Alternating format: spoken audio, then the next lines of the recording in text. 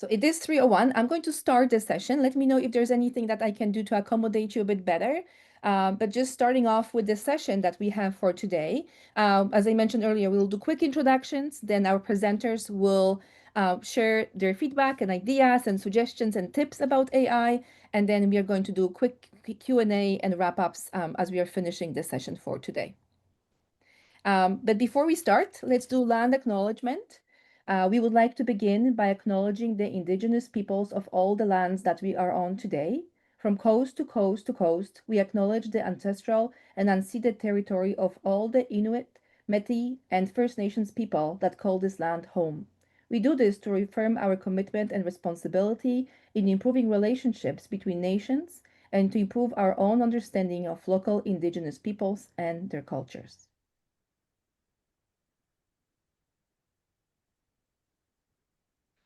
And before we jump into the session, I just wanted to give you a bit of context. Some of you may be joining us for the first time, but last year, around the same time, October, November, we did have a session on AI in LBS, and we had Sarah King, Jamie Hosking, and Jessa talk to us how they're using AI. But of course, as we have conversations about AI tools, they are changing, expanding.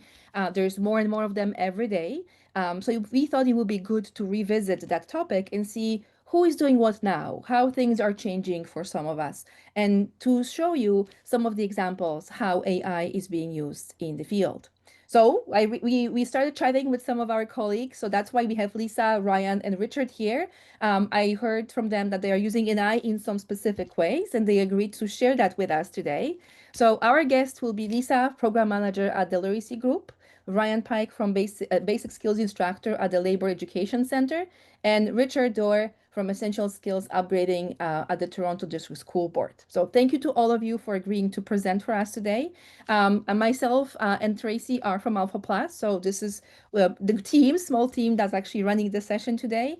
And we also will have the interpreters, Rebecca and Kim, who are coming to help with the interpretation services. They're running a bit late, but hopefully they will join us soon. Now, as participants, as you're joining us, you may wonder, like, what are we asking our presenters? And I thought it would be good to let you know before they jump in and talk about how they're using AI. So we asked our guests to tell us a bit about themselves and what AI tools they're using now and how are they using them to support their work. We're talking about LBS, literacy field. How is it working for them? And we also asked them to show examples and demonstrate some of the tools that they will be discussing. And also, how is it working for the learners, for them? Is it working, not working? Maybe there were some issues that they ran into and had to resolve. And then what advice, tools, tips they would share with our guests today. So without further ado, I'm going to jump in and introduce Lisa, who is going to talk to us about how she's using AI with different courses and training she's developing as a team within the program. Lisa? Thank you very much. So really this very much started with the presentation that Sean McCusker did. Was it last spring, I think, Monica? I think so. But it was several sessions with Sean. And one of the things that I like about Sean's training, if you haven't seen it, go back and have a look at the recordings that AlphaPlus has, because he gave us opportunities to actually test some stuff during that training. And that was maybe one of the most profound aha moments for me. I immediately, with this, 15-minute session that he gave us, saw the lights go on with how I could really reduce the workload in something that we were partway through. And I'll show you what that looks like now. But it sped it up in ways that I was not prepared for how quickly we could get this off the ground. So I'm going to share my screen and show you sort of what the end product is, but I'll actually show you how we built this. We had a volunteer who was really, really keen on producing some content for us about, it was going to be an add-on to one of our writing programs about how to write a really good email and business writing in general. So Hillary had this idea that she wanted to create a business writing, professional writing, writing in the workplace type of mini course. We had talked about how we were going to do that, and she had a slide deck that she had shown me So this, again, none of my work, none of a staff member's work. This was all on the backs of a volunteer who had some really, really good content that they wanted to share with some of the students they'd been working with one-to-one, but also something that we would be able to present more widely to a group of students or to have it be available as a modular program. So Hillary and I talked about how we were going to do this, and I said, well, why don't you try using a piece of recording software like ScreenPal? We had an account with ScreenPal, but free accounts with ScreenPal will also give you the opportunity to do 10-minute videos. And of course, we need to keep them small.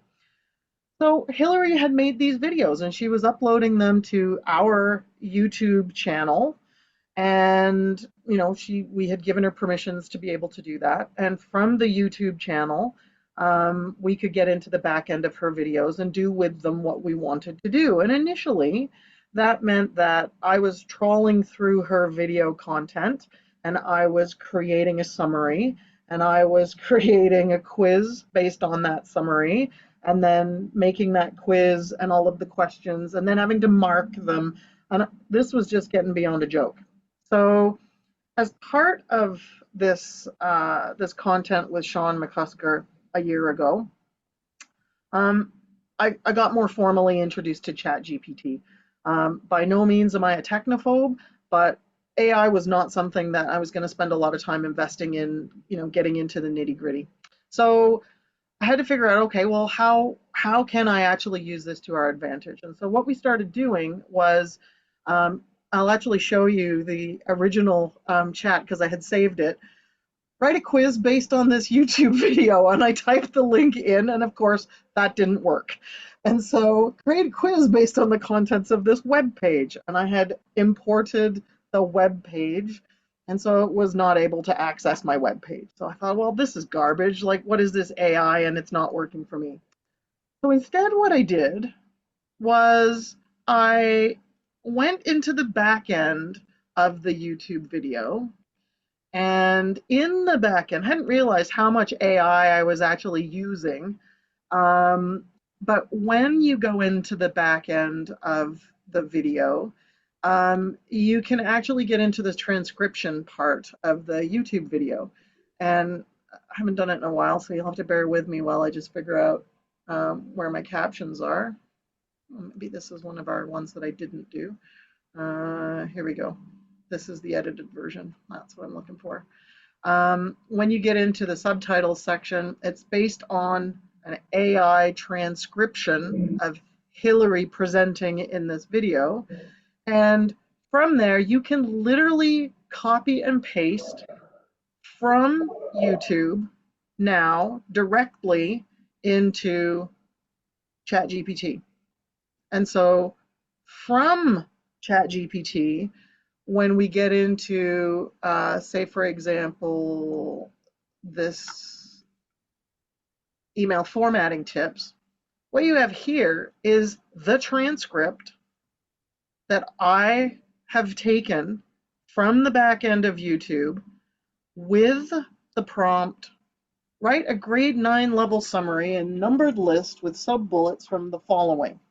Create a true-false multiple choice quiz at a grade 9 level, include the answers, and then this is a paste here from YouTube. I literally did nothing for this program once I had figured out how to do this. So now we have a way to capitalize on the unbelievable skill set that our volunteers bring to the table. We don't necessarily have to create full programs, but imagine this in the hands of a volunteer who wants to create a lesson plan for one student, has a few slides that they want to present with some specific instructions, but we want to start collecting those mini lessons that a volunteer has actually been giving to their individual student. We have ways now to start compiling these resources, and they're resources that we become sort of owners of.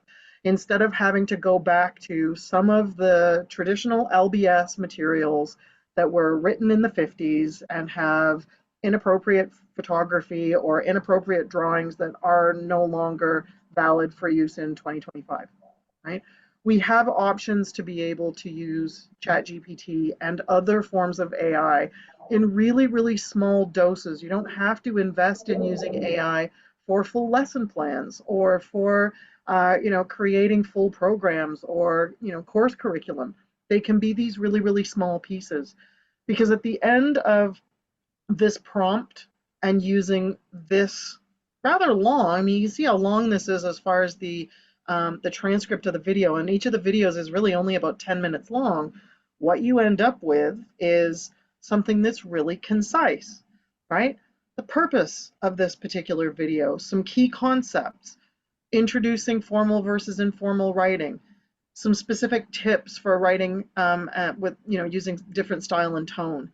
But from there, you can include prompts for the AI to have quiz formats that are self-marking so that you can automatically put this into Google Forms, or if you're using the Microsoft platform, you can use Microsoft Forms and have it actually pre-mark and then give question suggestions or answer suggestions when the student gets them wrong. Um, Once this was part of sort of the framework that we were going to be using to build this program, we were able to stuff this then into some Google Forms and then start putting all of this into a Google site where Hillary's video became the primary training tool with a summary for the learner, as well as a knowledge checkpoint for the learner that was created by ChatGPT. And then at the end, a milestone, which is not obviously put through any of the AI tools because they're proprietary. And we also want to do the marking ourselves. But 90% of this program now is very, very easy to administer because it's one link in a Google site. And then all of the quizzes that are self-marking that we have access to on the back end, they are all plugged in to a single website. From here, I mean, this thing has, I think, 10 sections, right? So you can go from building a single page that has one video, one summary, one quiz, into compiling much larger pieces for your classroom groups or for your individual learners. But now, instead of only one tutor having access to this, this is now accessible to every student that wants to take this course, right? And it's very, very easy to administer. I want to make sure that everybody knows, though, that we don't just run this stuff through ChatGPT without it being checked by someone from the LBS community, right?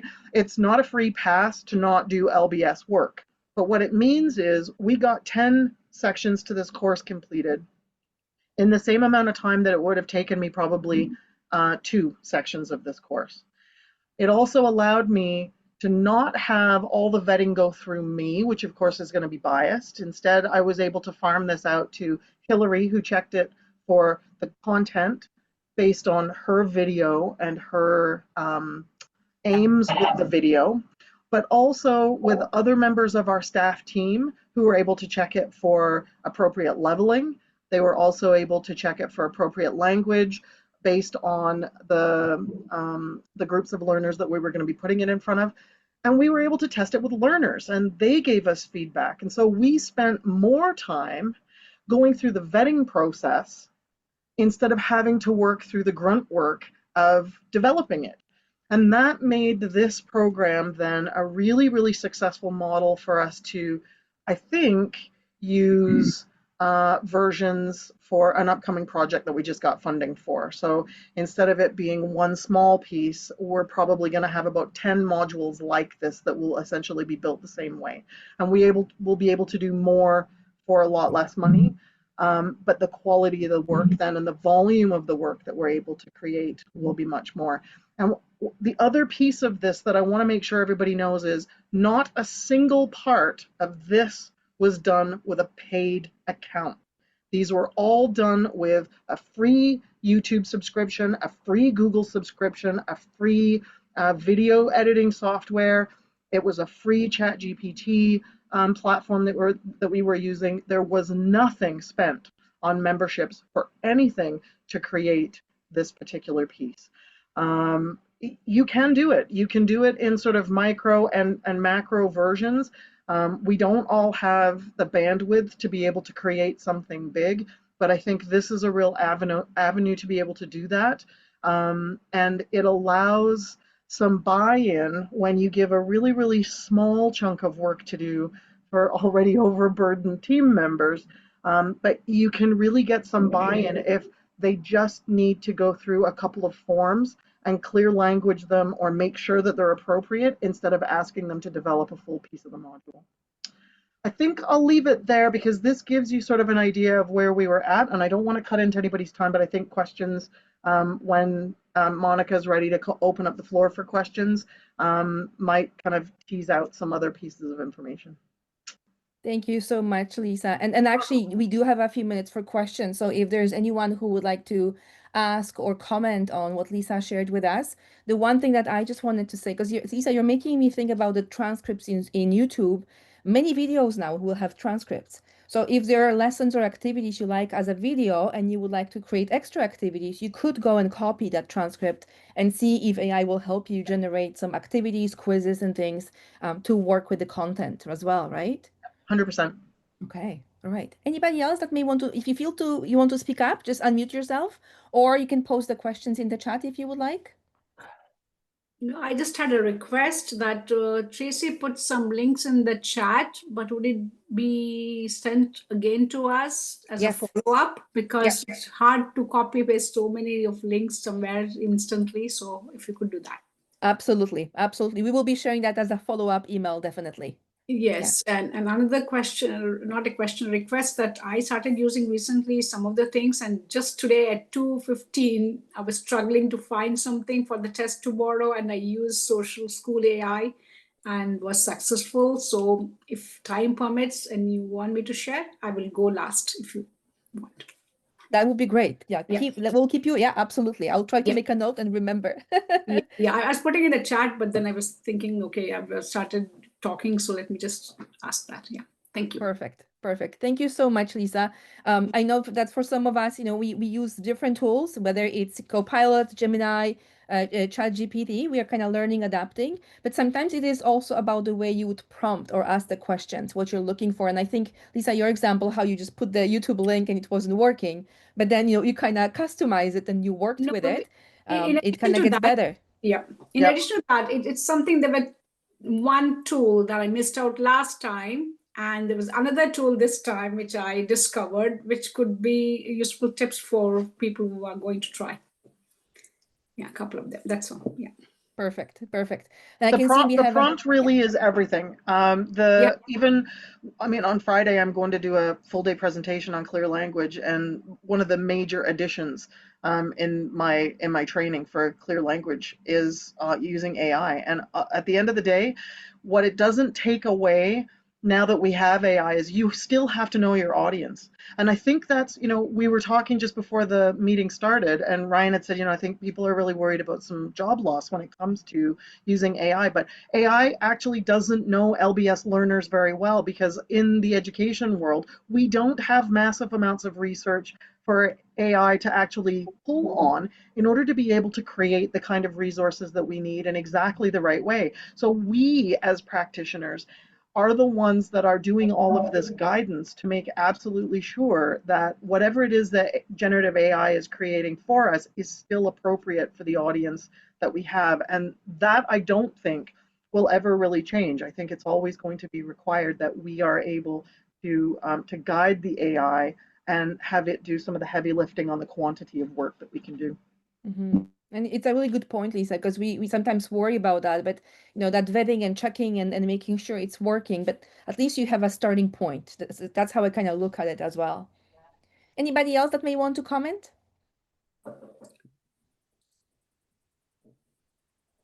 Are we good? All right. So we're going to jump to Ryan next, and then I'm going to, do you want to cover your slides, or would you like me to share the screen? I can do the slides too. Okay, go for it. All right. Go for it. Let me just see if I have them open here. Okay.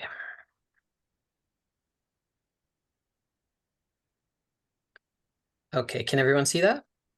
It's just loading for a second. Yeah, we can see it now. Okay, perfect. So thank you, everybody, and thank you, Lisa. I think you did a really good job of breaking that down, and I'm glad I'm going after you because I think my topic sort of follows nicely from yours. Just to give you guys a little info about me, I'm an adult literacy instructor and I work at the Labor Education Center. We're a nonprofit organization and a project of the Toronto and York Region Labor Council. We began as a training and education center for workers and laid off workers in 1988.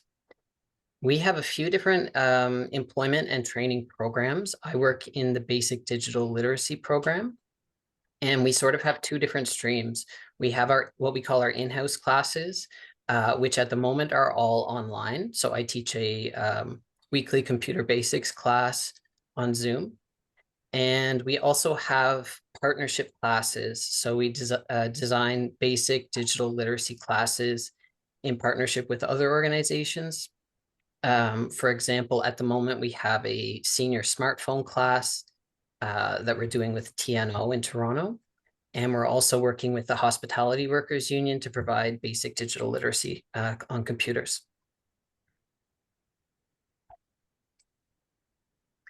So I'm also going to be talking about ChatGPT today. ChatGPT is a kind of AI known as a large language model, or LLM. There are lots of other kinds of LLMs.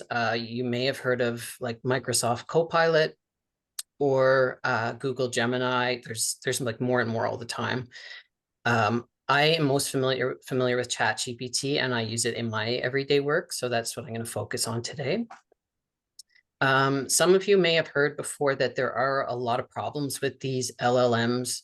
For example, they do something called hallucinating, which is when they, if you ask it a question, it may produce information that is just completely false, but sounds very convincing. So can be misleading. So what I've found, and my opinion, is that ChatGPT actually works best not when you ask it for an answer like you would in a Google search, but when you give it information and ask it to do something with that information. And what Lisa just showed actually is a good example of that. So, and I'm going to be showing you a few more examples of what I mean by this today. Just to give you a heads up, we do pay for a membership for ChatGPT. It's $20 US a month. And for what I'm going to be showing you today, it is required to have a paid subscription, unfortunately. It's required to create custom GPTs, which is what I'm going to show you in a moment. And it's also, the free version is a lot more limited if you have like a ton of text or documents that you're uploading into ChatGPT. There may be other LLMs that do allow you to do what I'm going to show you today for free, but I haven't really explored that too much. So unfortunately, I'm mostly familiar with ChatGPT. All right, so I just dropped this term custom GPT. What that actually means is basically it's ChatGPT's personal assistant, or they give you the ability to create your own personal assistant. And so if you can imagine, if you can dream this big in your work, that you had a personal assistant for specific tasks. For example, every time you need to draft an email, you have one person that specializes in doing that. And they know exactly how you like to type up your emails and exactly what kind of information to include. That's sort of what a custom GPT is. And you can create as many as you like for specialized tasks. The three examples I'm going to show you, hopefully if I have time, are a plain language translator, a class email generator, and a lesson plan archive tool. That's a lot of words, but I'll explain what each one of those means as we go through this. So I'm just going to switch over to ChatGPT, and just to make sure, can everybody see that? ChatGPT screen? Yeah, okay. All right, so this is the home page for ChatGPT. If you've never seen it before, there's a place where you can write prompts in the center. And over to the left of the screen, again, I think this is something you only will see if you do have the paid subscription. There's a section called GPTs, and you can click on Explore to open a new page here. In the top right corner, you'll see there's the ability to create a new GPT. Before I go to that, I'm just going to go here where it says My GPTs. And when I click on that, this actually is a page of all of the custom GPTs that I have created. So these are basically all of my personal assistants. Some of them I use, and some of them were just sort of experiments. But so these are some of the things that I work with to help me with different tasks. I'm going to demonstrate how to create one of these. So there's a create button at the top. Okay, so this is, I know, may look a little intimidating at first, but I promise it's not too bad. It's fairly straightforward. So the first thing you can do is give your custom GPT a name. I'm going to call this one Plain Language Translator. So this is something that we created at our organization because we, in the past, have spent just a crazy amount of time translating different documents and things into plain language, you know, handouts or flyers or whatever it might be, anything that might come into contact with a learner. We would spend way too much time trying to figure out how to word things just perfectly. Okay, so there's the name. Description is not really important. I'm going to just skip over that. And the instructions that I'm going to give for this, it's good to be very concise and to keep things as simple as possible when you're giving instructions. Again, imagine if you have a personal assistant and it's their first day on the job. You might not want to give them, you know, an hour lecture about what they need to do. You might want to be a little more concise and not overload them with information. So try to keep it simple. I'm going to give it instructions. Your job is to rewrite text into plain language so it is easy to read, understand, and use, especially for adult learners, ESL learners, or people with digital, with limited digital literacy background. Every time I paste text or upload a document, you will rewrite the text using principles of plain language as described below. Okay, and in advance, I just prepared a checklist. This is just something I pulled together from online, a checklist for plain language, such as, you know, simplifying sentence structure, using a clear and direct style, and so on and so forth. So I'm just going to copy this list.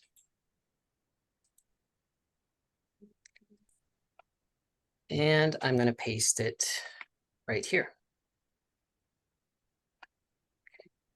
So now I have given my custom GPT a name, and I've given it clear instructions to follow what I want it to do. So I'm going to go to the top right and click on Create. It's going to ask if you want to share your GPT. I usually select only me. That just keeps it private. If you want to share it with a colleague, you might prefer to choose this option. Or if you want it to be searchable by anybody on the internet, you can choose this option. I just prefer privacy in all things, so I go with the first option. And we're going to save it. So now I can click to view my GPT. Okay. And by the way, this GPT that I've created, this personal assistant, it's now going to appear permanently on the left-hand side of my screen over here. So you can see it right here. And as a demonstration now of how this works, I'm going to pull up the Employment Ontario Participant Registration Form, which I assume most of you here are familiar with. This is page 3, the Notice of Collection and Consent. This has always been a thorn in our side. I'm sure many of you can relate. It's just really difficult to understand. It's very technical language. It's not literacy learner friendly whatsoever. So I'm going to copy this text from the Notice of Collection and Consent, and I'm going to paste it into my new custom GPT right here. And Ryan, as you're doing this, there's lots of hearts and thumbs up Oh, for you. awesome. Yeah, I thought that would be a good relatable example. Okay, so I'm just going to put it in here. I don't need to now give it any instructions because the instructions are sort of built in. So I just send this and it should immediately start spitting it back out here. And I'll just give you a second to kind of read this over to get a sense of how it has rewritten the text.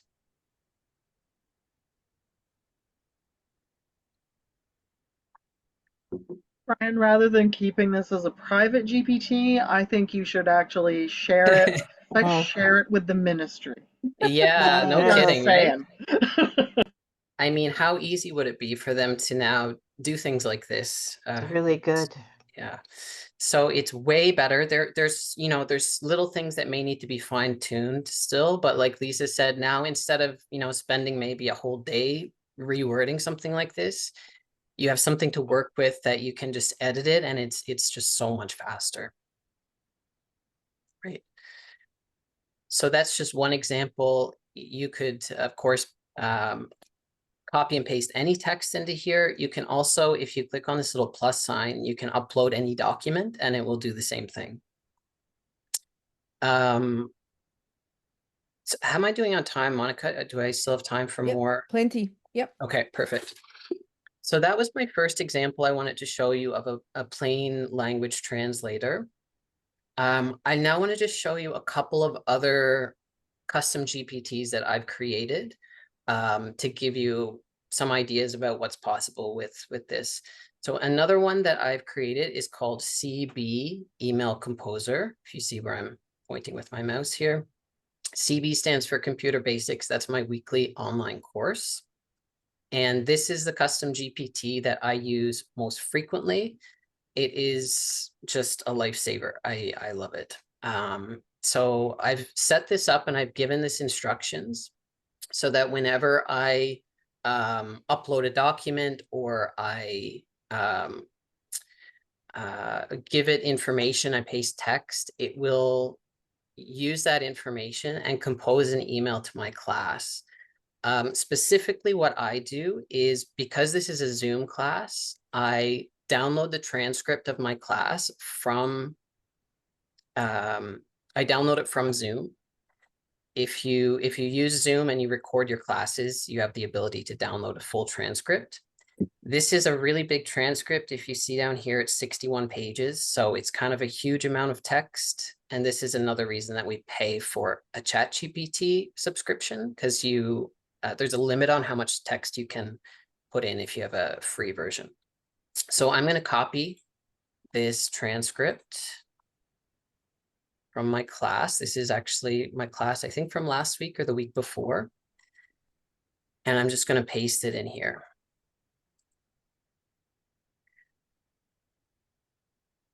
Okay. So I've given it instructions to compose my email in a specific way. So it always starts off with, "Hi all, here are the slides from this week's class." And you can watch the video recording here. So then I link the video recording. It then has a section where it summarizes the key points from my class, the key topics that were covered. Okay. If I scroll down, I also have a section for links and resources. So whenever I mention a website in my class, or if I give a demonstration on a website, it will pull that from the transcript and it will create a section for that in my follow email to the class. The next section is my absolute favorite part of this. It scans the transcript for any questions that learners have asked in my class, and it pulls those out and puts them into a Q&A format. So this was one of the questions that a learner had: does zipping a folder delete the original? And then it gives an answer. Sometimes the answer is a summary of an answer that I actually gave in the class in the transcript. But occasionally a learner will ask me a question and I don't have an answer for them. And if that's the case, I'll usually say, oh, let me check into that and I'll get back to you. But what ChatGPT will do here is it will actually search for the correct answer and put it in here. So it saves me just a ton of work. I always double check the answer to make sure it's correct, but it still saves me quite a lot of time. The next section is homework. So it gives 4 homework suggestions. To be honest, these are really hit and miss. I think, like Lisa mentioned about like AI not really having the expertise of LBS instructors, that sort of shows here, and the homework is not always suitable, but sometimes it does give me good ideas. And then the last section is a quick quiz section. So it pulls out 6, it creates 6 multiple choice or true and false questions based on the topics from class. And then at the end, it has a standard sign off, and then it has the answer key for the quiz. So this has been just total game changer for me, and I think for the learners in my classes. I used to just not have time to do most of this stuff.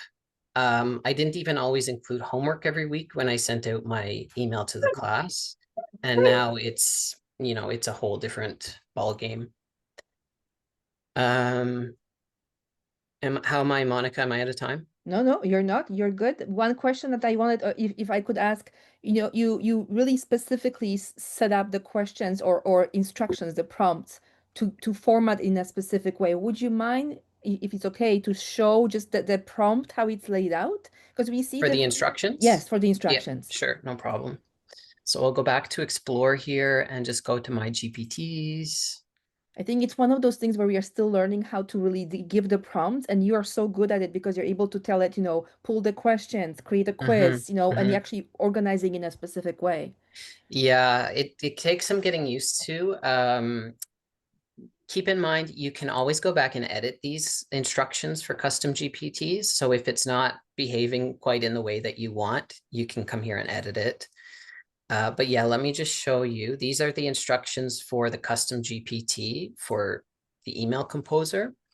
So here you can see I ask it to start with a standard greeting, hi all, and a standard sign off. Wow. I've asked it to always bold the section headings and for all the sections to appear in the same order. And this is the order. Here are some key points from this week's class, and then my instructions for it. The GPT will summarize the key points from the week's class, and so on and so forth. So for each of the sections, I have given it little instructions to follow.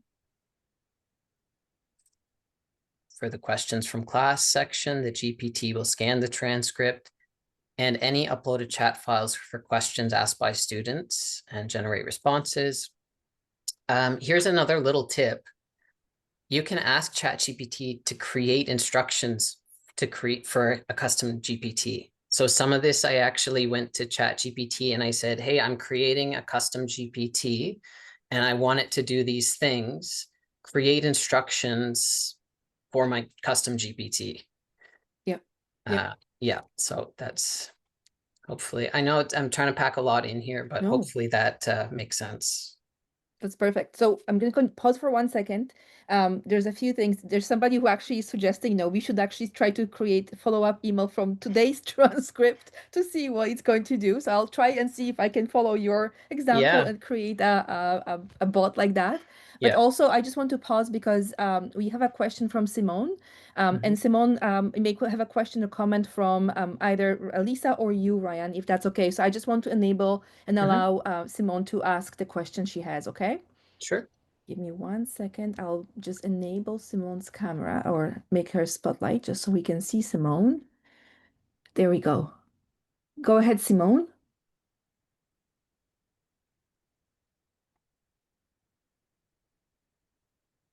Simone's saying, just give me 1 second so I can see everything. And the interpreter can see me as well. So hello.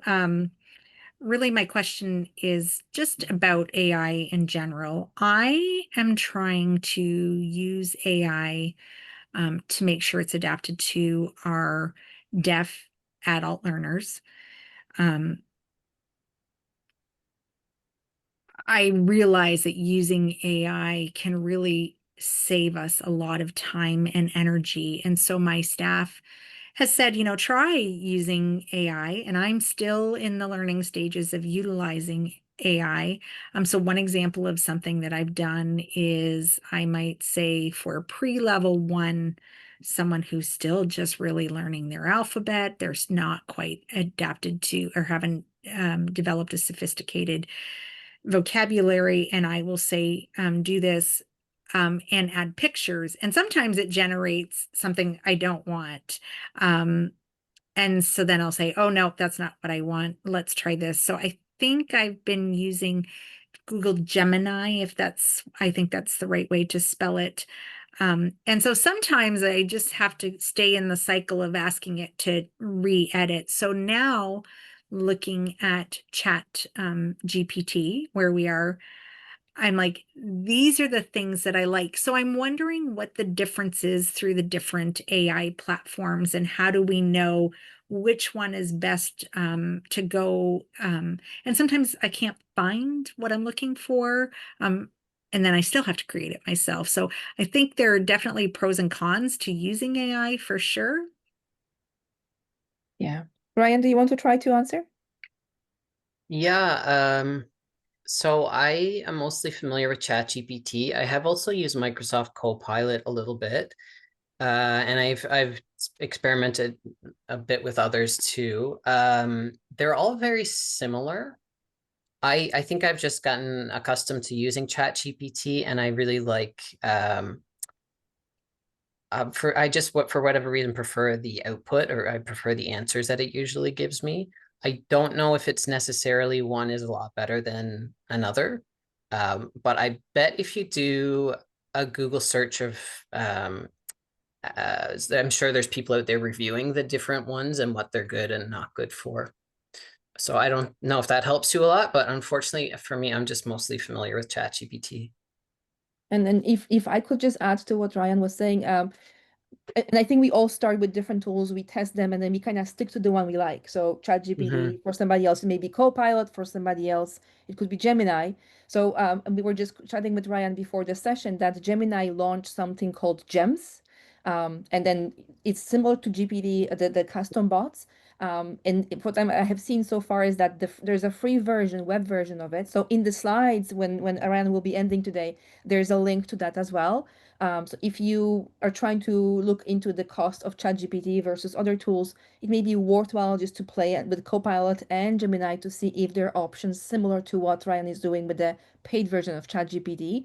And if that doesn't work, then then potentially consider paying for it. But those tools are really competing with each other, and then sometimes you're just trying to find the one that will work for you. But for me, the starting point is just Ryan opening this whole window to understanding how you can really set up tools to your advantage and in the way they can be helping you as well. I think one of the other things as well, Monica, is the investment, none of our programs have money to throw away, right? Even 20 bucks a month could be make or break for a lot of small organizations. So having an opportunity to play with the individual components that now Ryan's paid version allows him to put together as a complete personality package in ChatGPT. You can actually play with these individual parts, and the free version will allow you to do that. So he and I aren't doing anything necessarily different. It's just that I'm having to do it over a few days because I run out of characters that ChatGPT will allow me to use when I might only be able to get one video transcript in per day, but then because I'm doing some other pieces manually, and because I'm having other members of our team look through and vet, and we work it as a little bit of a research project, that gives me some breathing room, and then I can go back the next day and I can put the next transcript in. So there is a way, and I really recommend that if you are trying to figure out which tools are out there, which ones might be of best use, start with those training sessions with Sean McCusker, because the slide decks had a ton of links and they were all geared to education. And there are pieces in there that my colleague Wendy and I are actually still picking through to say, oh, this is a great resource. How come we haven't got to this one yet? You do have a tendency, once you've started with one thing that seems to be working well, to kind of focus on that and get stuck in using that one resource. But there's tons out there. And I do think as well, what I'd love to see, this is me maybe jumping to the next steps part before we get to next steps, I would love to see a prompt repository for LBS. I think that would be so, so helpful for all of us, even just to be able to test some of these free versions, because it allows us then, and this is, the manager in me talking, it allows me to say to my boss, I just saw Ryan do stuff that takes me forever to do. I want $20 a month because I can tell you right now it's going to be worth it. Here's what we've been doing with a free version. Look at what I can do with $20 a month. But I think it takes a little bit of time to justify that, right? And find where you want to put that investment. Yeah. And then thank you so much, Lisa. And there's a few comments in the chat that I can thank you, see. everyone. Thank you, Simone. Just going back quickly to there's Celine is mentioning the LBS poll, which also allows you to create custom chatbots as well, and that could be a place again to start. So for the whole group of participants we have here, this is just to really inspire you. Like if you are using Poe, try it with Poe, Gemini, chatbot, whatever it works for you. But it's understanding that we don't have to be stuck with us prompting over and over the same question. Ryan found a way and is sharing with us how we can actually build sort of custom bots for ourselves so that original prompt is there. Very likely, rewrote a few times until it's the way Ryan wanted it to be. But now it's working for Ryan in an amazing way. And it's amazing. Like if you're looking at it and all this work that we have gone into having to summarize all this on his own, Ryan, like it's unbelievable. But I know you had one more example, so I don't want to take that away. I'll hold off with some of the other questions we had for a bit later. Do you want to quickly show this one, because then we'll jump to Richard? Sure, yeah. If I'm good on time, then I'll yeah, let's do 5 more minutes if that's okay. That should be plenty. I think that's plenty of time. Okay, so one of my other custom GPTs is I call it a lesson plan generator. So we're constantly creating new curriculum. We don't just teach the same thing over and over again, but because we have a lot of partnerships with other organizations, we're always customizing things. And we want it to be able to kind of have an archive of what we've taught in the past, something that we can, we can go back to and draw on if we need to in the future, something that new instructors that we hire might be able to refer to as well. And we just didn't have time to do that. So one of the custom GPTs I created is specifically for that. And now I've set it up to work best with, again, transcripts from my recorded Zoom classes, but it can also work with if you want to upload the PowerPoint presentation from your class or handouts or different documents. So if I can show you again, this is the transcript from my recorded Zoom class. And if I paste this into my lesson plan generator, I've given this GPT instructions again to sort of produce a lesson plan in a specific format and include specific information. So this is what it looks like. It gives an overview of the key topics covered in my class. It gives the materials needed, including logins and passwords and things like that. And then it summarizes the facilitation instructions based on what I actually did in that class. So it's not 100%. Sometimes I have to go in and add in extra stuff, or it doesn't always get it perfectly, but we weren't doing this at all before. So it's it's way better than nothing. And so now what we'll do is we'll copy and paste these lesson plan overviews into OneNote. And I don't know, I'm just going to switch over to OneNote for a second. I don't know if anybody here was part of the AlphaPlus presentation a couple of years ago. There were a few folks who demonstrated on OneNote and how you can use it for OneNote is almost like a virtual binder that you can use to sort and catalog your information. So I've been using it since then. And one of the things that we use it for is you can think of it as like a binder with all of our lesson plans in it. So for my computer basics class, for example, when I click on it, you can think of these as sections in my binder. And I have a file management course. So the transcript that I just put into ChatGPT was for one of my courses in file management. And now I can, actually, I should have deleted this part before class. We'll just pretend all of this wasn't here.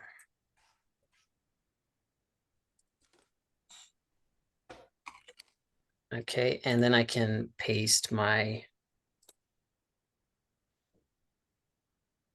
oh, actually, sorry, I think I didn't copy it. There is a little handy copy button right here. Whenever you're using ChatGPT, when it gives you text, you can use the copy button. So let me switch back to OneNote, and then I can paste it. Okay, so there's my whole lesson plan outline with all of the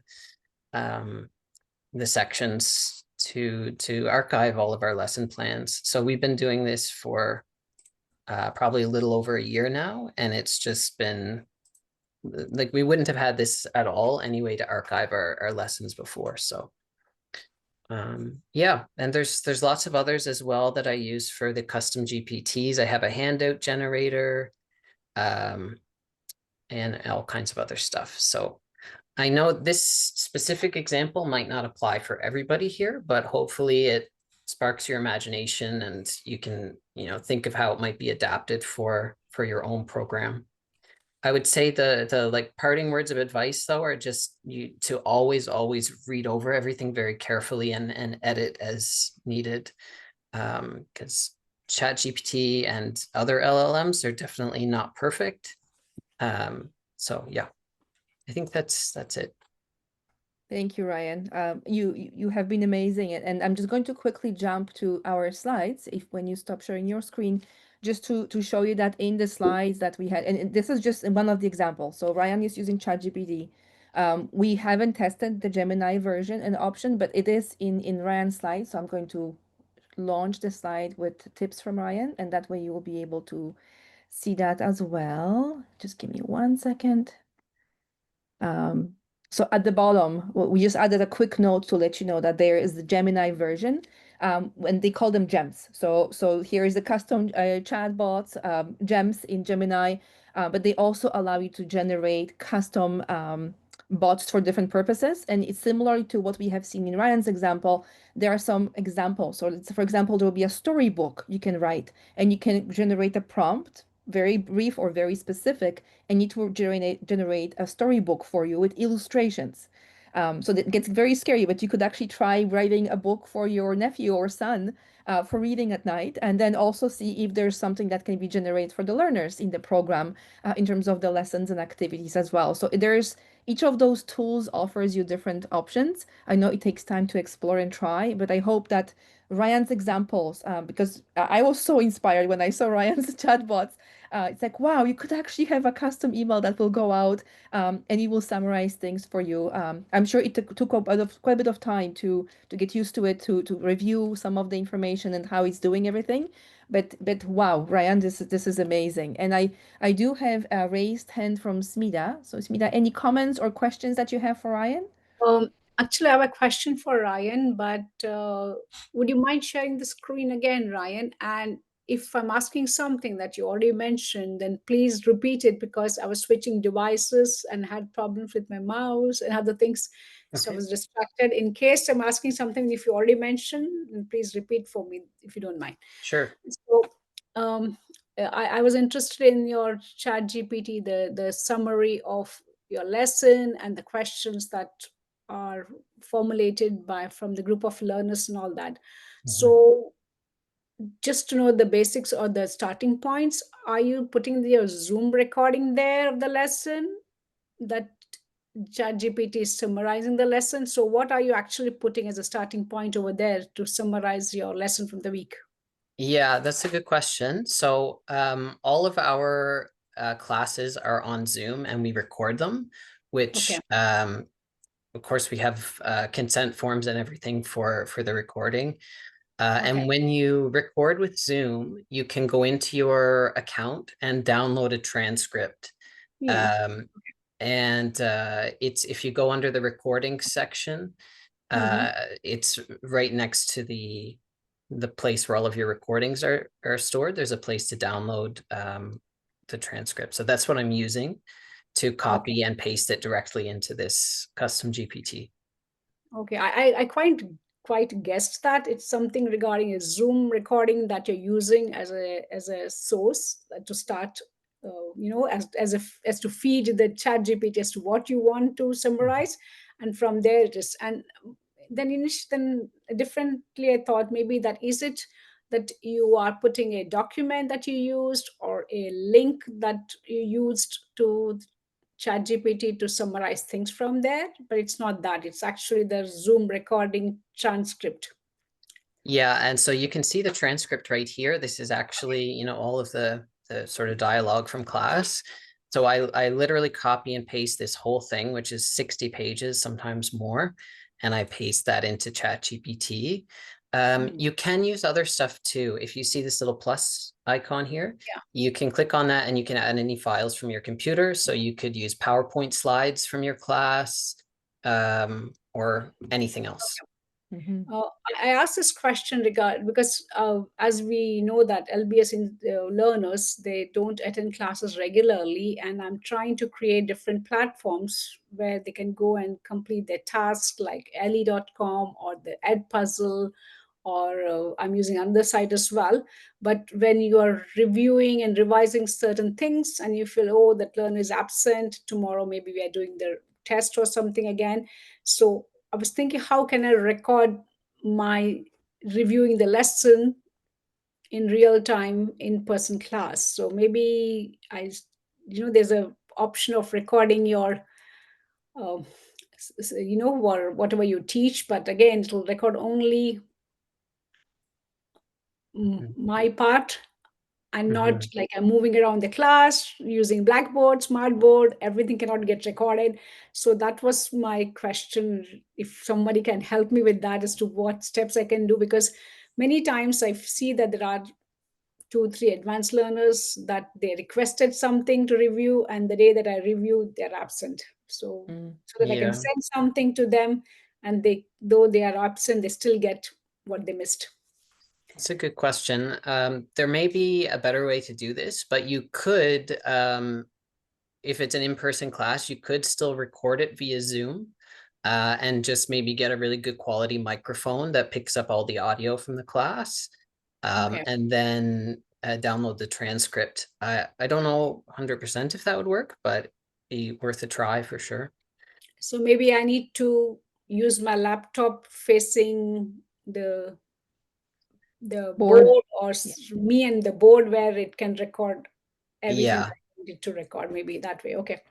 Good question, Smita. I know I can see, Lisa, you put the question in the chat, but also raised your hand. Is it the same question? Would you like to Yes, speak actually, I up? switched devices. That's the reason.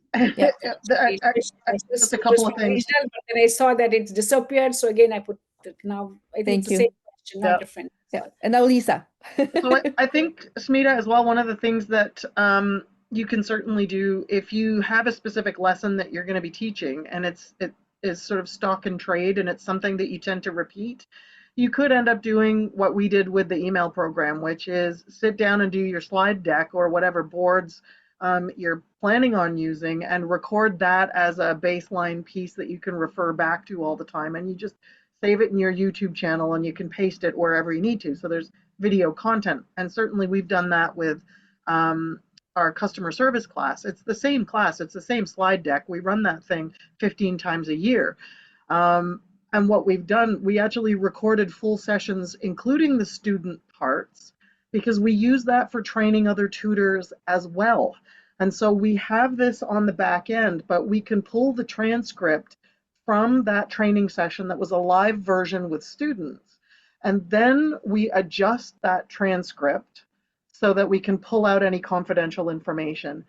The adjusted or edited transcript goes into ChatGPT, and then we create the summaries from there. So again, it goes back to what Ryan and I were saying before, that it can do a lot of heavy lifting with the volume of stuff that you're going to be creating, but there are still going to be those times, like Sean having to copy and paste his emails from his custom ChatGPT over to his email platform to be able to send that out. In the same way that sometimes when we have transcripts, whether it's in Zoom or whether it's from another video content that we created, we have to go in, vet that material first, get ChatGPT to then summarize it, and then post it in whatever format we want to get it posted. So again, the expertise is still required to figure out what you want, who's your audience, what format do you want it to be in? Is it only text? Do you only need the summary, or do you need the accompanying video to go with it? There's so much variation in here that I think is appropriate left, right, and center.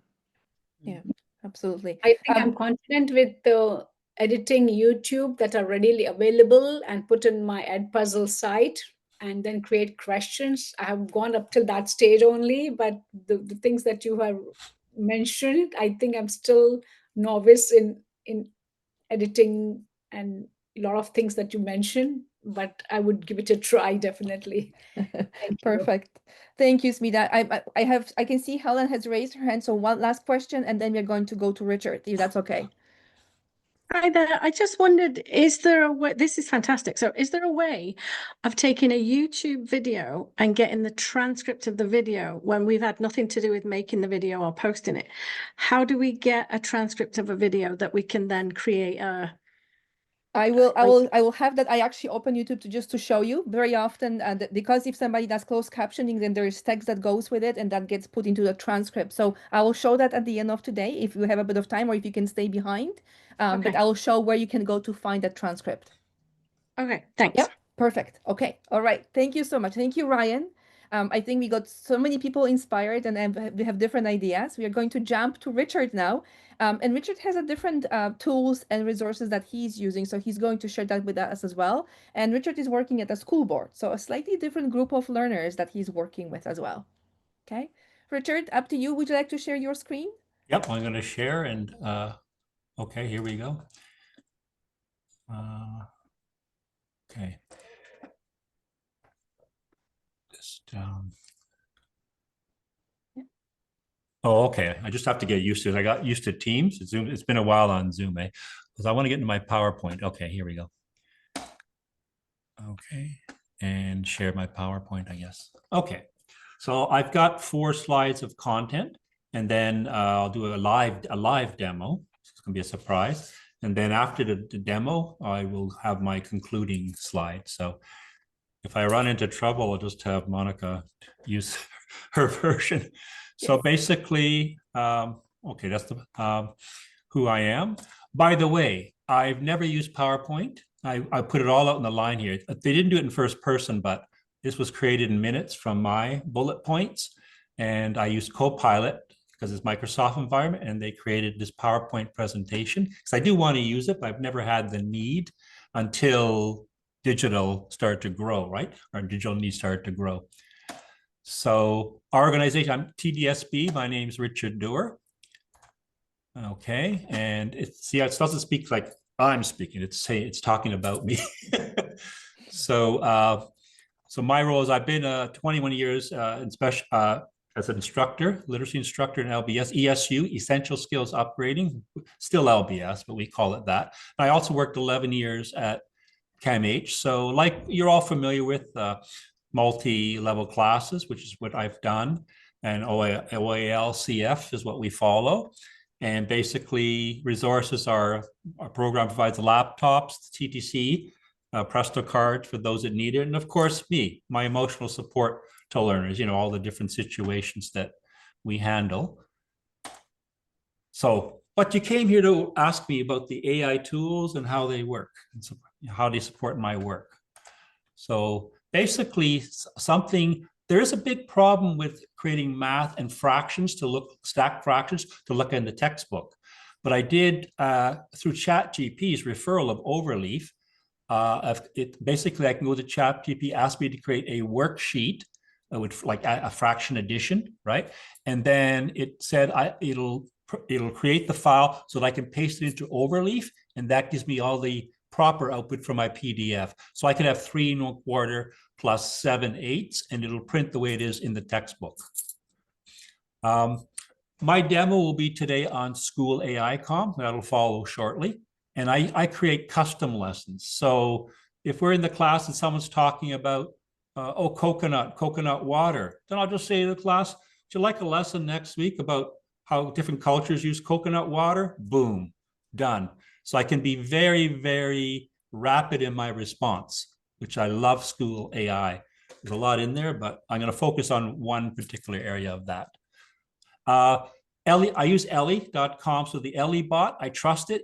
The AI is marking writing quite well right now, much better. They've improved it, much better than last year. So my lessons are more automated. I still look at them, and sometimes I'll change the mark or add my own comments. And I'm using Copilot a lot at home right now for my personal Excel spreadsheet development projects, which I'm going to try to use for my classroom and for other uses. So by the way, 10 months ago, ChatGPT was just a word to me. I was never even on AI. So I'm still quite green. I'm just going to hit my page down screen. An example of how I use AI in my experience, See, that's what the AI did, and I added with it. So I had to put a text box in there and put with it in. So it's not perfect. I wanted to show you the imperfections of AI still. I think it's more honest.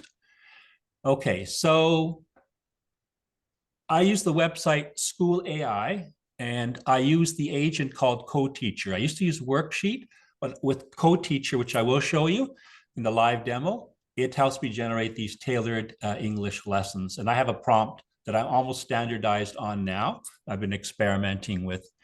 It's free for education, for teachers. There's no limitations. That's what I love about it. And it'll verify who you are through your school and your email. So if you're recognized, boom, no problem, you're free. But you must look at your lessons for hallucinations and some illogic sometimes. That happens. Like scrambled word sentences, it'll miss a few scrambled words. Like, oh, it didn't put that there. The learners can't arrange the words right because they don't have all the words. I'm very optimistic how fast AI is improving. And it's getting better every month. It's getting better. And just from what hearing Ryan speak and I forgot the name of the first guest. I think it was Linda. Lisa, yeah, I got the L right. Okay. Amazing stuff, Ollie. Just fantastic. Let me just coordinate here. Okay, so I'm going to demo a live demo, which is what we are all here for. So let me just, okay, I have to get out of this now. So I might need to guide me in Zoom a bit because I'm a little bit. If it's easier, you can stop sharing. That way you can just kind of find the screen you want to share and then reshare again. Yeah, I'm out of that mode. That's right. Okay, so where's my stop? Oh, stop share up there. Yeah, I remember. I only touched it twice since the pandemic, so it was like, oh boy. Okay, so I'm going to go into my next one, which is the website. And what I'm going to do, I better copy and paste, get my prompt ready. So, we don't want that. Close the email. Go into Word. My structured prompt. Okay. This thing here I'm going to ignore. I did this in ChatGPT as You're the not sharing yet, so just Oh, make sure that sorry. you're sharing. Yeah. Okay. That's right. I'm not sharing. I will share, and it'll, in a matter of a click, I'll be there. And I'm going to share it. You can only do one at a time, right? Okay. This is a general prompt that I did to ChatGPT because I didn't want to compromise the integrity of the School AI agent because it might get influenced remembering different things and not doing what it got used to. So basically, my custom lessons. So my green is pretty well static, and the yellow will be a variable in my prompt. It's a 5-page prompt, but I asked the agent to take my prompt and offer it back in a way it likes to read. And so it improved me. I'm improving it and it's improving me. So I have an informational story on AlphaPlus. That's my surprise. Okay. So it's going to go into your website. And that's the story should be 12 to 1500 words, clear bolded paragraph, like titles in a reporting style. I want information about its founders, organization mission, who AlphaPlus serves in Ontario, and any of its specialties or unique services, and how the organization formed and its evolution to the present day. This is a live demo. I have no idea how it's going to turn out. I have a prompt for these keywords of the story. The exercise requirements. I have to speak in grades because it's not OALCF like LBS PO AI. So I have to just go with this for now until it learns more about LBS. The exercise 1 is a main idea. They're all writing exercises, true, false, short answers, vocabulary and context, sequencing, cause and effect. These work better. Fact or opinion, citing evidence. For my multi-level, I'm hitting different hot points, right? For each learn. Inference, compare and contrast, summarizing, critical thinking, and then they can choose one option for a paragraph's writing assignment. So I'm going to copy. I got to go into Word and grab that. So I'm going to stop my share for a second and go into my Word. I'll be right back. You can hear me. Word. Let's see. Am I in the right one? Okay, good. Just going to copy the whole prompt. Good. And then I'm going to go into School AI and share that, and then you'll see it in about 15 seconds. Okay. You're not sharing. I know. Anything I'm going to come back and share now. Into, okay, thanks. Yeah, just a second here.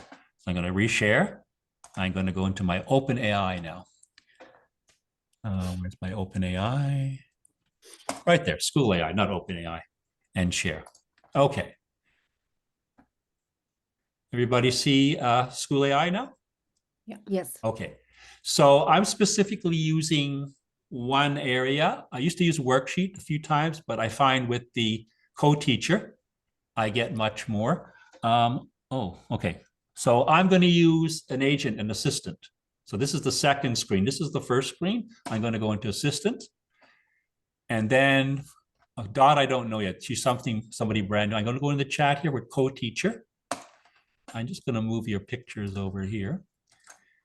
Okay. And hopefully I'm still logged in. Okay, there we go. And let me get you back over here. Okay. And down a bit and I'm fine. It's not too much the real estate on the screen is a problem. Okay, let me just try that again. Okay, and then I go down a bit. Okay, that's good enough. Oh, okay. Last time. Okay. Oh, figures. Okay, so now I'm going to post my prompt in. Sorry, I'm just live here. Yeah. And here you go. So that's my 5-page prompt. Bingo. Here it goes. Look at that. Oh, Now this is scary. What's going to come up there? Yeah, I'm scared too, actually. That's the raw. It's still building right now, as you can see. I think the level's above. It's not quite exact, but it works for my higher level class in the afternoon. Thank you. But that's exactly the comment, Richard, you're making, like Lisa was saying, like you know, you can look at it and you can say right away, this is the level is a bit too high based on my prompt. It's not exactly what I was looking for, right? Yeah. If I tried this maybe in LBS PO, I don't know if they're as versatile, it might be more, it might recognize levels better. And that's probably evolved too. So there's everything. There's the story. There's our exercises. Those are our keywords. What it's not doing consistently is I'll have to go back in. I'm going to copy and paste this in the Word, not now, but that's what I do on my own time.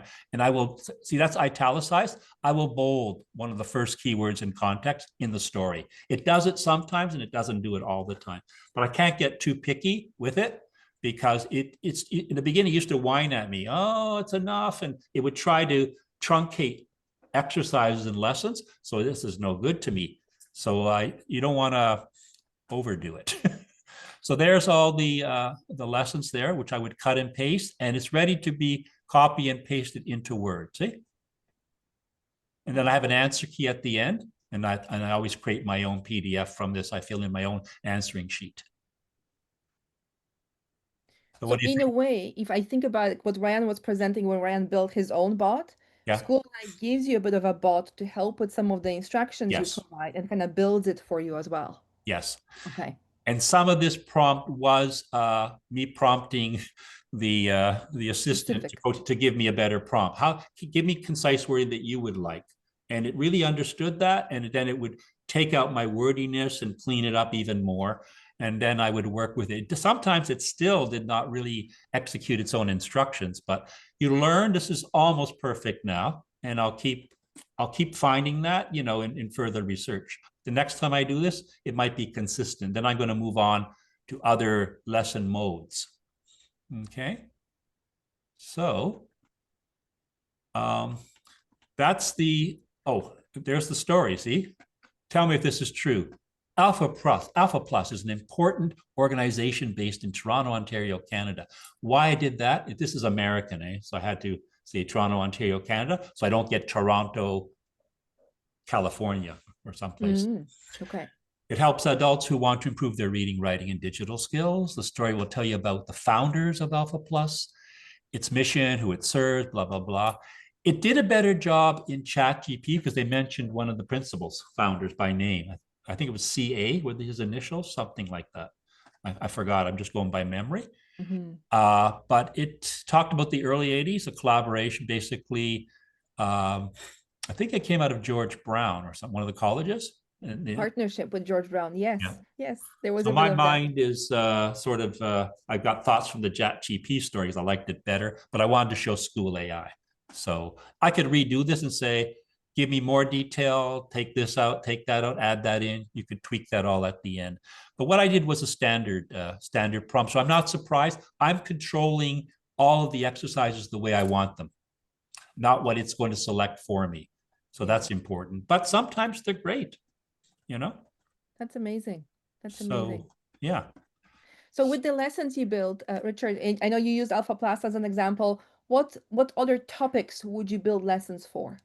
Well, we can do that if you want. I'll let you see them.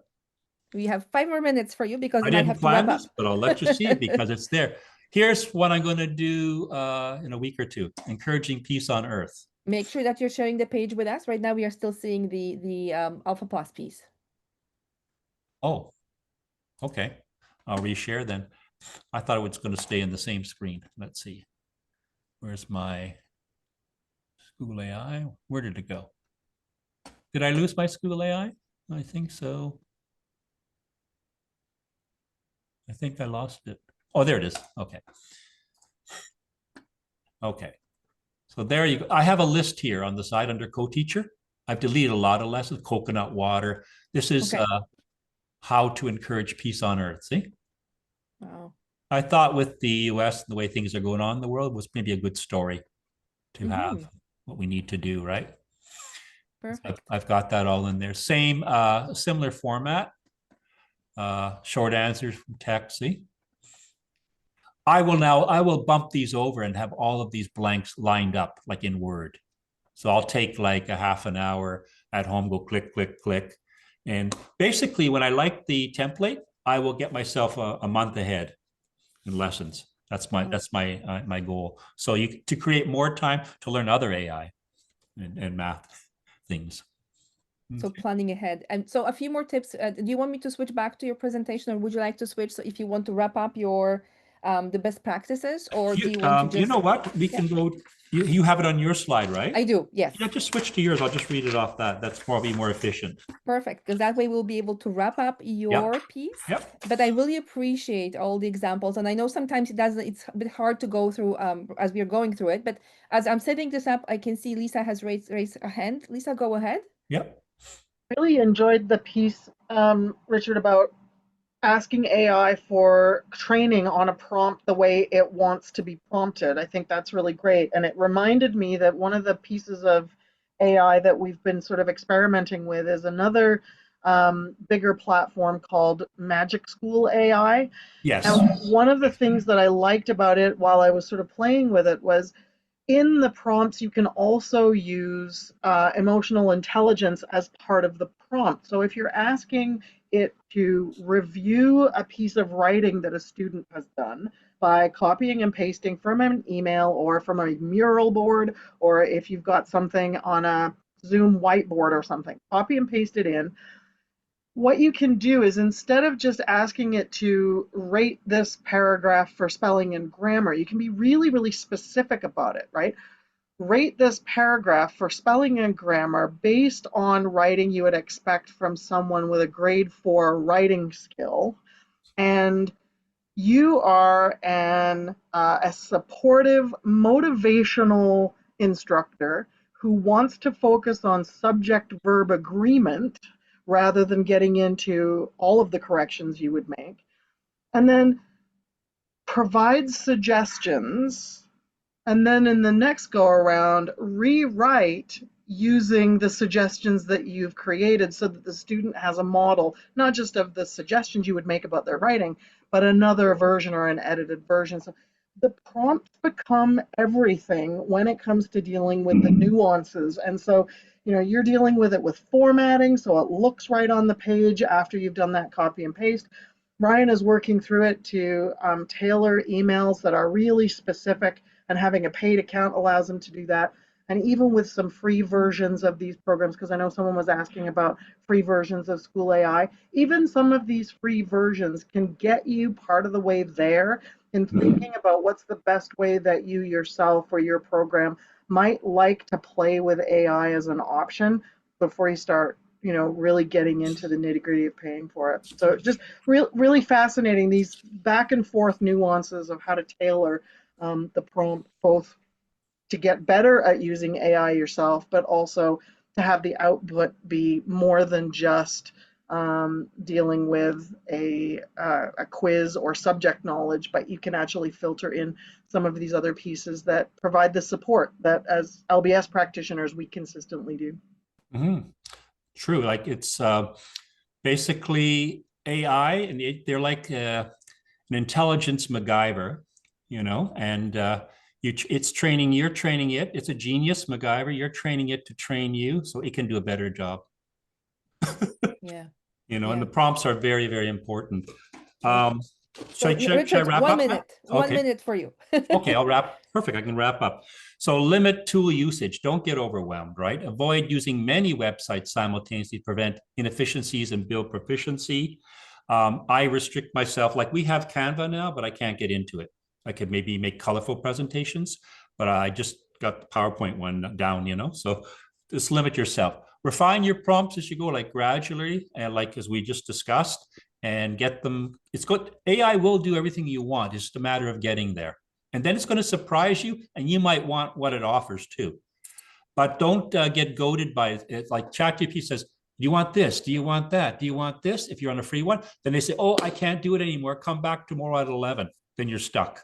You can't finish what you wanted to do. The tools, leverage AI memory, the tools are getting better, and which each few months, there's new versions, ChatGPT 4, 5, etc. And really push the AI. It's working for you, you know? And I embrace the continuous improvement, and I can see today, just listening to you all, how much better it is already. And it's only going to get better. And I think that's about it. I think I've covered everything that I would like to cover. So I'm going to say ChatGPT. Oh yeah, ChatGPT, one comment on them. ChatGPT is good. It actually knows you. It's very personal. It'll know what you like, even if you forgot it. It's almost like a family member, best friend, or your doctor. And it seems to have these little notes about you, and it will start to do things automatically. You'll probably get better results in a paid account, but for free, it's quite amazing so far. That's it. That's amazing, Richard. Thank you so much. And again, there were lots of questions if School AI is free or not. When I was testing School AI a while ago, I was able to get in. But it may be that it may be a teacher organizational account, but it's always worth trying. Yes. And if that doesn't work again, like, we are using different tools, trying different tools. Try it. See if you're able to get in, if they're able to help you, or if not, then other tools that you may be able to use as well.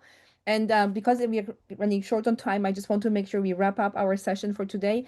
If you can stay, I know Smita would like to share some information about the things she has developed, so we can stay a few minutes after. But if you have to go, we'll totally understand as well. I just want to mention that there's a few resources in the presentation slides. You may have heard that Metro Toronto Movement for Literacy developed a AI in Literacy toolkit. One thing that I want to mention about that is that it was developed with AI support as well. So it's not that somebody sat there and wrote a full report and resource on their own. They were writing the resource with the support of AI. And they mentioned that in that report as well. So if you go there and look at the lesson activities and tips, there's a full explanation how that resource became available. And a few other resources related to AI. But if you have any resources you would like to share, please let me know. I'm always able to add it to our collection or share with participants afterwards as well. And of course, we have more upcoming events. So for our virtual showcases, it's the end for this fiscal year. So this was our 4th session, and hopefully when we get more funding next year, we'll be able to continue. This was our 16th session overall. So we have done quite a few of those. But we also do lunch and learn sessions. There's one coming up next week and a few of them in the new year. But there's also PD training coming up. That's where you also will meet Tracy, or Tracy runs many of those sessions. But if you're really looking at AI, Tracy is right now in the process of planning our daily life and AI sessions. Those will be coming out in February. But if you're interested, if you want to join, this is a community of practice where you can talk more, share more. Different format that our, half an hour sessions or discussions, the way we do it in virtual showcase. You may want to join those as well, because there's still so much happening at AlphaPlus. And of course, I can see there's more chat activities going on, but I just want to kind of highlight that your feedback is really important to us. So there's a link in the presentation slides if you can do it now, but I know Tracy is going to put the link to the feedback form in our chat as well. So if you have a minute or two before you finish today, please click on that link and let us know how we are doing, if there are topics and things you would like us to cover again, and all the recordings that we do. So the sessions, virtual showcases, I usually send you the recordings and slides a few days after the presentation, but we also do post them on our website. So if you missed something, you can go to our resource library, and we do have a collection of those resources there as well. I know some of you mentioned some of the other resources and workshops from the past. I will make sure that if we can, we will be able to share with you, or at least give you a bit more information. And I'm going to stop and say a big thank you to everyone, to our presenters today, to you as guests, to everybody who is sharing, and to our interpreters for the support and the questions. So I really, really appreciate your time that you spent with us today. Thank you for that. All right. And I know some of you may have to go, and you're running away or running out the door because you may have to go to pick up kids or do something. But if you're still staying with us and you would like to chat, I want to take a moment to go through some of the questions in the chat or comments and feedback. So if there's anything you want to say, please say it now, so that way I can just quickly go back to the chat and look at it. And if somebody wants to say, and Smita, if you have a few minutes to show what you Yes, were thank doing. you so much. Actually, I have a dental appointment in 15 minutes and I need Okay. to leave the meeting in next 3 to 5 minutes. So Okay. thank you for the time. Okay. Uh, to begin with, actually, I started using Gemini as my first AI tool when I was probably publishing a personal immigration stories of my learners. I had no time to put down the book blurb. So I just went there and put the prompt and it gave me. I was using for personal use, but at some point I teach level 2s and 3s. So I thought I need to bring awareness about AI. I didn't know where to start. So the first lesson that I did with my learners was the use of AI in our daily lives from uh, the Google site that was closed, and it is what it was called Applied Digital Skills. Remember, Sean has given us a training about using applied digital skills. So I did a lesson from there where it clearly takes the learner through experience of what is AI, what is going on behind the scenes, how does AI gives responses to this, and what are its limitations. And then they explore a couple of AI tools, the drawing and Google Drawings, and one more which I can't remember, where they are able to select some poets and their common style of writing to create their own poem. So they explored that. So they were well aware about what is AI, what are its limitations, and you can't. And even in class, whenever they are looking for definitions and meanings of words, usually the first thing you get is the AI reply right before the website. Whether you use Absolutely. Chrome or whether you use Safari, and the answer was not matching. So I had to again talk to them that you're looking at the AI responses. Please go down to the grammar tools and double check whether what you are looking for, the definition or the word form, is it correct or not. So I do these things in class to bring awareness. And the AI tools that I use for personal reason, as I said, started with Gemini, then I started using the Gamma, where I created presentations. So I wanted to do a review for fractions. So I just put a precise prompt to cover all the 4 operations word problems. And it gave me really a good presentation, which it's open, but I wouldn't share now because of lack of time. But it then gave me all the slides where I went over with them and reviewed them just before I gave the test to them. Yeah. And school AI was one of the things that we had come across in one of the trainings. I'm not sure whether it was from MTML or AlphaPlus. And Richard was probably one of my inspiration, my colleague, that he started using school AI worksheet. So I started using it. I just would like to share that one, if you don't mind this screen, because it's something I discovered today. Okay. So I'm sharing the screen. So Smita is setting up again. If you have to go, I really appreciate all your help and support, and totally understand you may have to run. No worries. Yep. No worries. I just thought that whenever I'm using, Richard explained actually that he is using the AI assistant and co-teacher, but I'm using the tools wherein I have generated worksheets precisely. But 2 things that I found, one was that you can edit the prompt. If you think that you didn't get what you wanted, you can edit the prompt. It's on the top right, and you can change the standard or the level or the language that you're giving. So it saves your work and you're not starting from the scratch. And again, there is an export icon at the top, which will allow you to take all your work, that's worksheet that's created, export it into Word, PDF, Google Docs, anything that you want, which I saw today, and I use it first time for my test tomorrow that I wanted to conduct. Perfect. Are you able to share the screen with us just so we can take a look at I could it? if you want. Yeah, just for a second, maybe.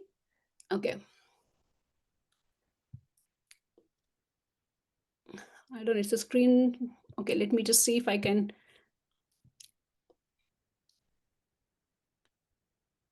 It says Chrome tab, window, entire screen. What shall I do? Full screen, if it's easier. Okay, entire screen. Okay.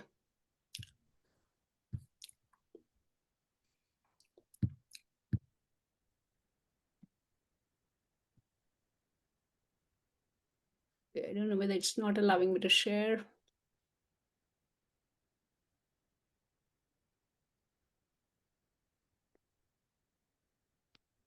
Allow screen recording for Chrome settings. Restart Chrome. I think it's going to take long. Sorry. That's okay. You know what? Well, how about you, if you can send us a prompt or example or screen capture, I'll include that in the resources we will be sharing with the Okay. participants. But it's Yes. So really the nice to see prompt how thing, you're getting comfortable with the tools as well. yes, one is the prompt editing prompt section, and one is the exporting the work into any kind of format that you want. And the third thing is that if you have any document in any format and you want to use that and create some questions or anything, you can upload your document. Today, I actually uploaded a PDF, which was actually the irregular verb forms, where I had the three, what you call the base, the infinitive form, the past tense, and the past participle one. I used the same worksheet and I said that please give me a blank 2 columns and keep the first column as it is, because I wanted to test them in alphabetical order, and it created it. It was like a magic to me. I said, wow. And it was trying Amazing. the last few minutes before the class finished. So I'm going to do the 2 tests tomorrow using my AI sheets tomorrow. Amazing, amazing. So I will for sure try to share them with the participants if you're willing to share as well. But in the meantime, Smita, thank you so much. Anybody else? Any other questions or comments before we wrap up? Good evening. Bye. Thanks, Smita. Bye. I don't want to hold anybody up, but if you could Helen, show me how to the do the YouTube? transcript, like if everyone Yes. needs to go, then thank you, go. No, Um, yes, absolutely. Same here. Like if somebody wants to stay to see, but as we were discussing that transcript, and I know Lisa was showing the transcript, and I was showing the transcript. I was kind of trying to figure this out because things have moved in YouTube, so sometimes it's hard to figure out where the transcript is. So I went and looked for it today. Yeah, so I did have a look and I see a transcript, but it's not saying everything. It's just like a sentence and then 4 minutes later another sentence. So how So do you it get the may- whole thing? Yeah, it may depend on the video you're looking for. So I'm what I'm just sharing right now is and I just want to confirm you can see it. It's Zoom features and tips. It's a session we did a while ago. It's uploaded to YouTube, and when you go into the information, I may have a few more tools because I'm the one who uploaded it, so I have management tools. But whenever you go to about, when you have about section below the video, there's often a section that says transcript, and it will say show transcript. So if you clicked on that, it's kind of weird because it goes to the right side. So it is Right. actually on the right of the video. And Yeah. then for us, because I usually kind of have the system automatically add our closed captioning to it, that's the full transcript that the system will have. I don't usually check it if it's right, but if other posters, so whoever posts the video, decides to allow closed captioning, the system will generate a transcript and add it to the video. In some cases, there may not be a transcript, or if it's an older video, there may not be a transcript as well. But that's sort of where you will go to find it in that description, below Yes. the video. So getting that transcript there misses a lot of what's said. It's picking up key sentences maybe, or In this one here? yeah. Okay. All right. I haven't really checked, so I'm not really sure. Is there a specific video you have in mind that we could test and see No, if we it's can just find like if you just see a really good video and you want to create a lesson out of that, then it's like and again, it's taking that transcript, putting it in, making a lesson, answer these questions. What's the intent of the message, or what's the whatever it is it's going to be. See, Okay. that looks like a transcript there on this. Is that the top? No, it actually is just kind of comments and things that they have to Yeah, donate. so But I went to the description and I'm looking for transcripts. I found the transcript here. I'm going to Yeah. click on it, and then it's putting it here on the right. But I'm not able to check right away if it's catching everything or not. But Yeah, that's where you would find the transcript. Yeah, but if you slow down a sec, so from hang on, so 116 to 119, it doesn't take 3 seconds to say, and then it ends up on the right over here. Stop, you've gone down. So Okay. stop. Oh, sorry. Can't see you This going. one. Yeah, so it from 216, and then it ends up right over here, and then 219 at the end of its journey. So is it picking up everything? Maybe it is. I don't. if you want to, I don't want to play because that way Anyway. I may just overlap the audios. But if you want to play the recording and see if it's going to overlap or Yes. not, it may be Yeah. a slower speech. I don't know, but Okay, I just I'll wanted to play show with you it. where you find it. Okay, thank you. No problem. No problem. Anybody else? Any other questions or anything that we missed? Comments, feedback? Are we good? All right. Well, I just wanted to say this is Jane. Yeah. I just want to say this has been amazing. I don't think I'll be able to do a lot of this stuff, but I'm going to try some new things. While you guys were talking, I went in and I opened up Gemini, which I don't normally use. I use ChatGPT or anyways, and I started the gem and I'm like, okay, here we go. This is how it starts. Because I've been using AI to help me with plain language, but I didn't realize there was a free chat that I could create. So Try. I figure like even just that alone, right? Like you can't, there's no way I'll be able to do all the things you guys said, but now I have a couple of things that I can start with. And so it's been really wonderful. So thank you. I'm so glad. That's a really fantastic. nice one to start with.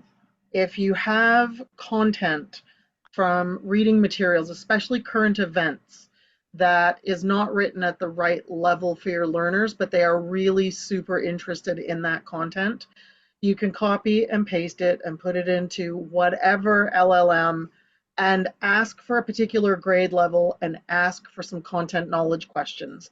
It gives you an opportunity to start creating really super varied content that is as fresh as yesterday or today. And it's really super quick. You don't have to have massive amounts of investment of either time or money, right? If you have some content that you can paste in that comes from a news story that you can find online, you can start that as a way to generate some content for your classes. You can use that as a way to start building a whole library of content and then figure out whether or not you want to package it or start administering those pieces in a more involved way. And I think one of the other things as well, as small organizations that work with tutors, it's more palatable to find one or two types of activities that they can also start using with their learners.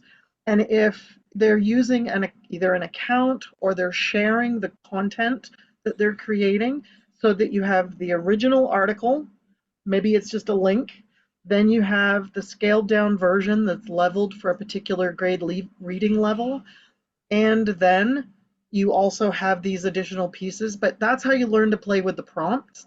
That's how you learn to start building a library of new material.